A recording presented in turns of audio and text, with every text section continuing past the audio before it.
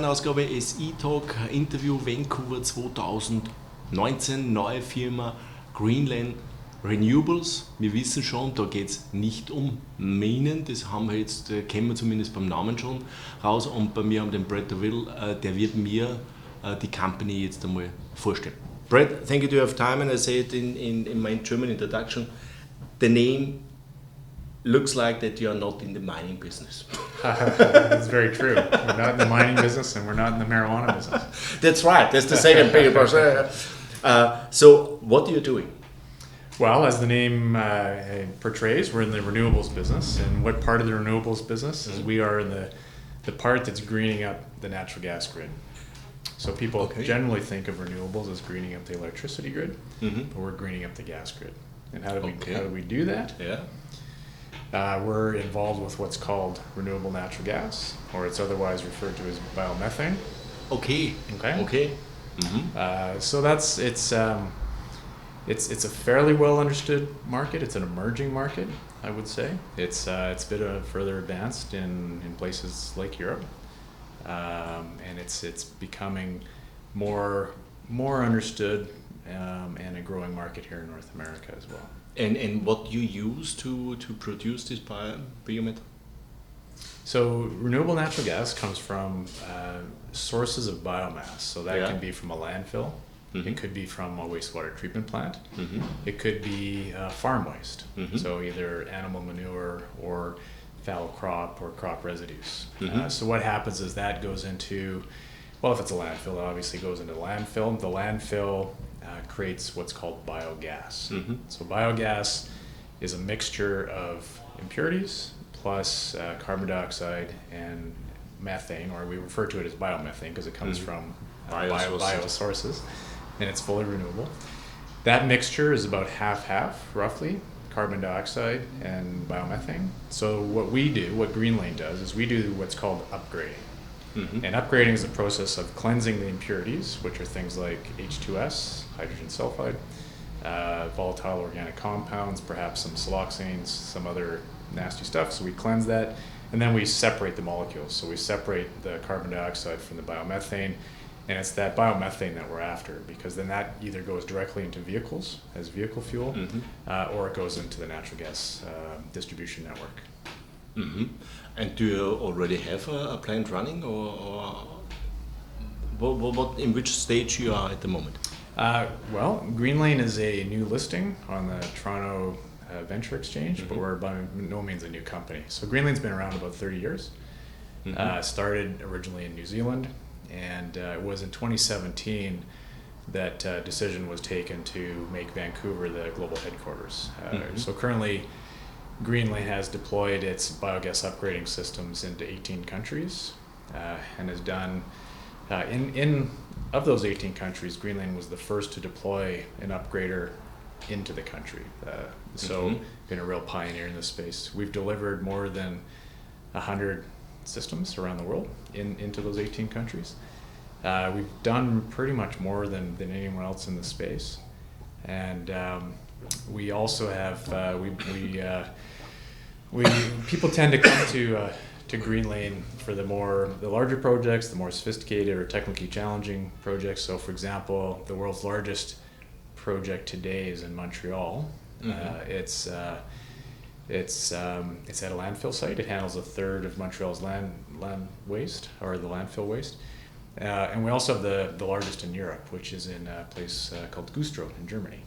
Okay. And that's an energy crop system.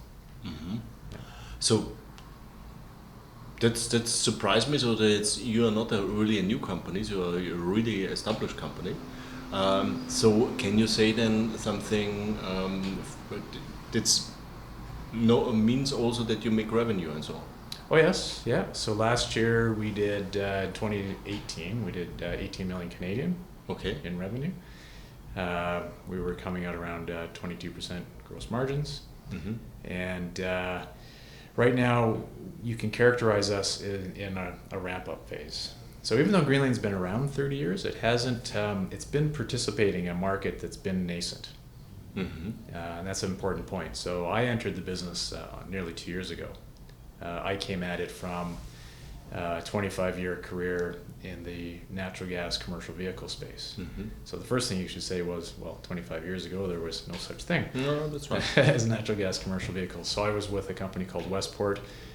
We went on to create a joint venture with Cummins called Cummins Westport and sell all the natural gas engines. Currently, if you want a bus or a truck with a natural gas engine, it comes from Cummins Westport. So we started all that back in 2001. Westport was started in the mid-90s, and so I was one of the co-founders of Westport and then a co-founder of Cummins Westport. So I came into Greenlane coming at it from the vehicle perspective. So moving from diesel to natural gas is good from an air quality perspective, but also from a greenhouse gas reduction perspective. The market's been growing, but the movement has been, I always say that going from diesel to natural gas is good.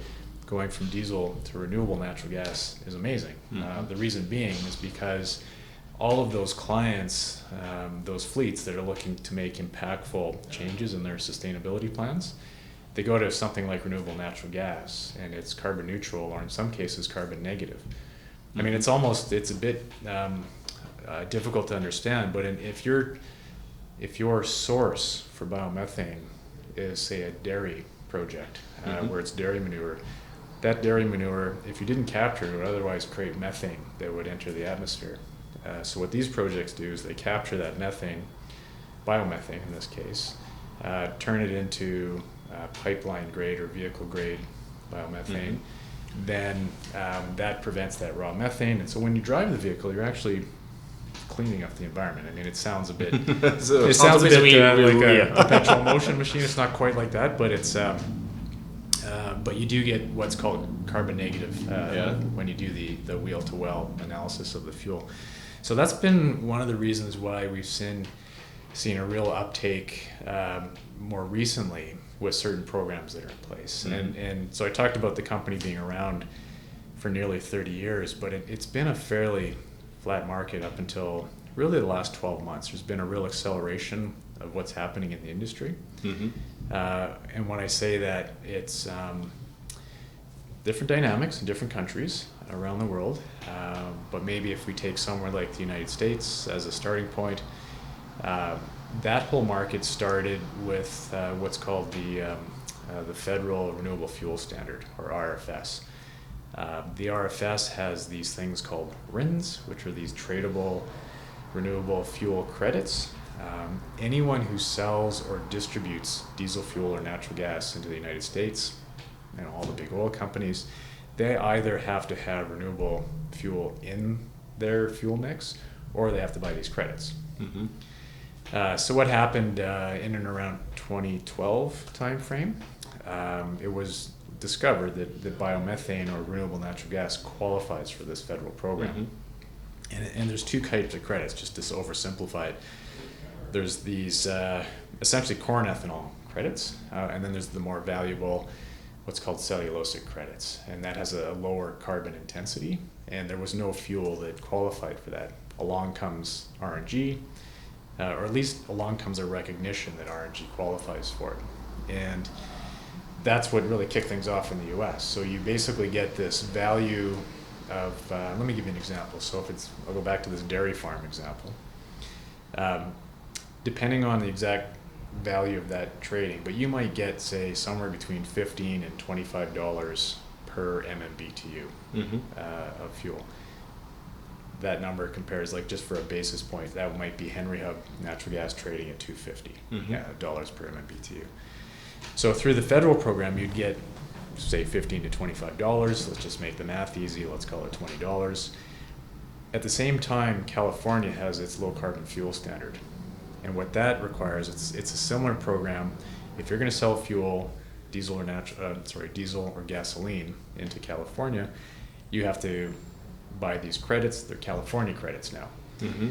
That's a much more lucrative credit because they've driven deep decarbonization mandates and targets. So that same dairy farm that you got $20, you might get another $80. Call it 60 to 80 in California. So you start to stack this, and you could be approaching $100 per MMBTU for renewable natural gas. So that obviously kicked things off. It's a tradable market. And so, you have people trying to build projects. These projects have a 20-year life. So they're trying to, build out the projects, get the financing. So there's been a real industry take-up in the U.S. So that's one model. What we are seeing, though, in terms of other jurisdictions coming on board is, let me give you an example in France. So France, after the Paris Accord at the end of 2014, they put in place a law in the country that demands 10% of the French network, the natural gas distribution network, to be renewable by 2030. So that's a law. So ENGIE, one of the biggest energy players in Europe, just in November of last year, they announced they raised 800 million euros to deploy biomethane projects over the next 5 years, to be consistent and to really to take advantage of the opportunities associated with this law. And they see themselves, ENGIE, of course, one of their subs is GRDF, the gas distribution network in France. So that's one example of putting real dollars behind, once the government sets a target, then industry has to react. What me really interests, you say you run around 100 projects, or you do around 100 projects so far in your history. Do you plan this project and sell, or you get the order from a big company to build up this plant, and you live out of to plan this and build this plant, or to get also some revenue stream out of this? Good question. So what we do and what we've historically done is we sell the equipment. So we will, for any given application, we understand what the requirements are. We'll specify the equipment. We have standard designs in our portfolio. We'll make the necessary adjustments for the tailored biomethane and the pipeline requirements. Then we'll sell the equipment. So we'll build it, we'll construct it, we'll deliver it to site, we'll oversee construction, we'll commission it, and then we'll hand it over to the client. And then more often than not, we'll get a long-term service contract. Our revenues today are about 90% from equipment sales, and then about 10% from service. We did our transaction to spin Greenlane out from its prior owners, a UK-listed company called Pressure Technologies. That all completed on June 3rd, so that we could launch on the Toronto Venture Exchange. When we did that, we said one of the things that we wanted to do with the business was to create some exposure to these lucrative RNG offtake contracts. So in addition to our core business of selling the systems, right now we're in the process of establishing what we refer to as build, own, operate. So, and that'll be around the upgrader itself. So we keep doing what we do, build, deliver, install, but then operate and own the equipment. So we're working through that right now. It's been just a few months since we launched the company on the Toronto Stock Exchange. So that's kind of our next offer. So that's, I'm surprised. But what's also very important is for my people is to know how many shares are outstanding. Do you have any biggest groups? And third question is, do you need to finance this maybe new business model? Also, you make a capital raise or something? Good question. So the shares outstanding right now are 68 million shares. What is the market cap then? What is the share price? What is traded? We're around 20 cents. So it's only 12 million, 30 million. Okay. Yep, that's right. In terms of ownership, so the company that we spun out of, Pressure Technologies, so there was one of the considerations or elements of the consideration was to retain some shares. So they currently have 17 million shares. That's about 20% of the company. There's another 17% with insiders, so management and directors, and then the rest is freely traded. Okay. Yeah, mostly retail. Okay.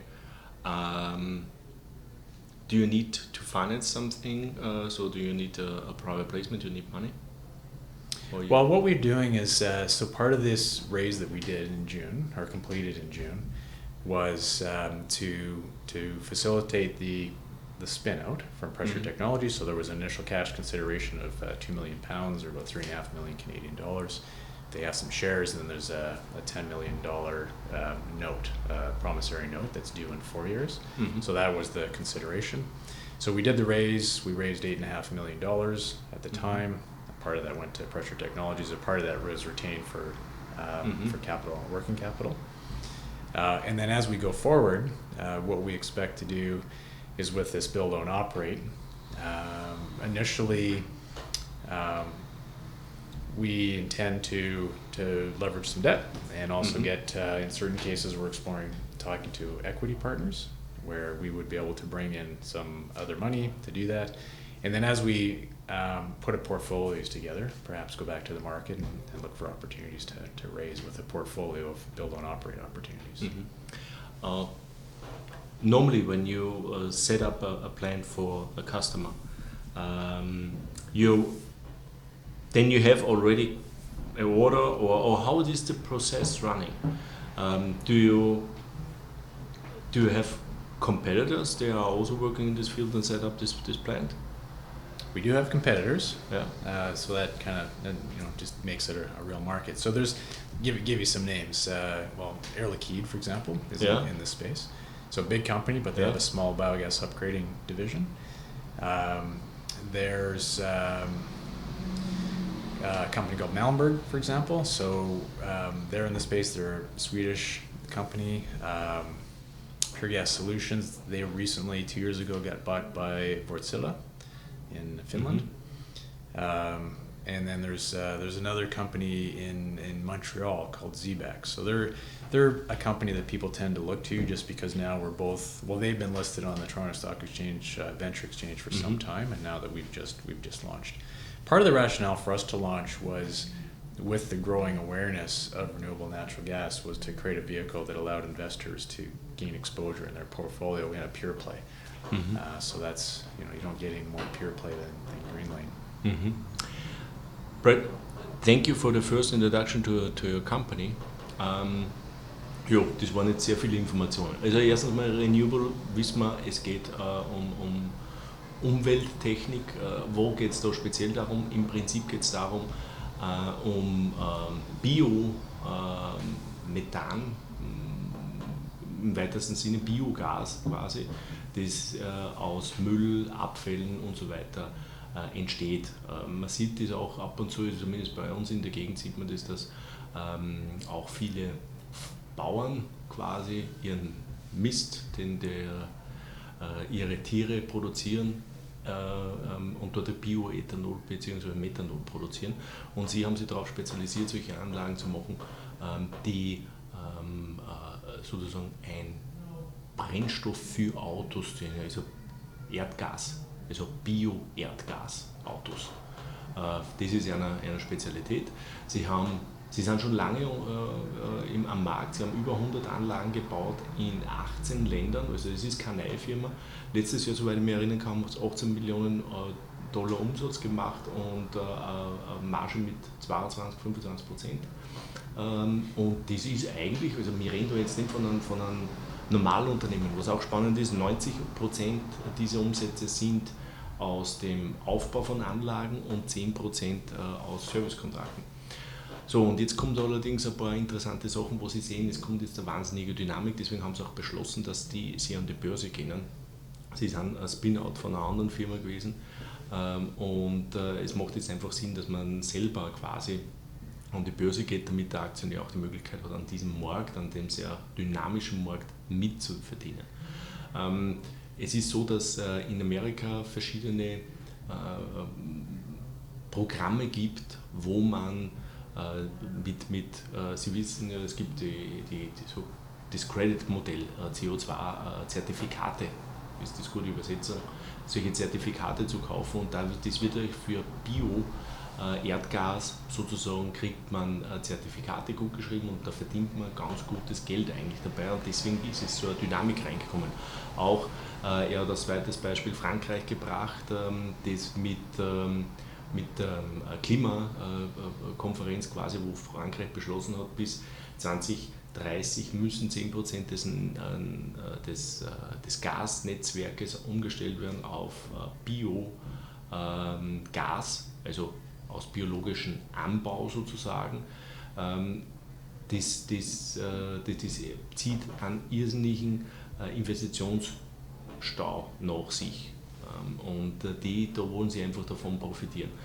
Sie sehen allerdings, oder Sie haben sie jetzt auch teilweise anders aufgestellt, nicht nur als Hersteller dieser Anlagen und dann das Service dazu so machen, sondern sie wollen jetzt auch den Schritt gehen, solche Anlagen auch teilweise zu betreiben.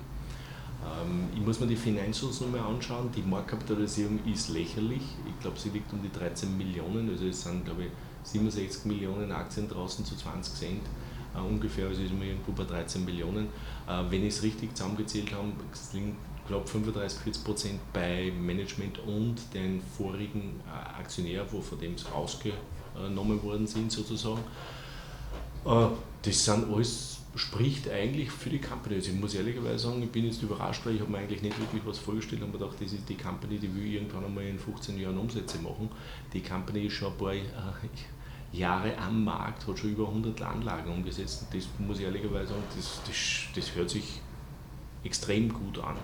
Ich muss mir die Zahlen anschauen, aber das könnte extrem spannend werden, vor allem in diesem Umfeld, wo wir momentan mit dem ganzen Klimadiskussion hingehen, könnte das ein sehr, sehr interessanter Zweig sein, der auf jeden Fall einen Riesenmarkt vor sich hat. Sie sind natürlich nicht alleine, es gibt Konkurrenz, ganz klar, ja, da habe ein paar Firmen genannt, aber der Markt sollte groß genug sein für alle. Das war's von Greenlane Renewable im Oktober 2019 Vancouver. Tschüss und Baba. Thank you. Okay, thank you.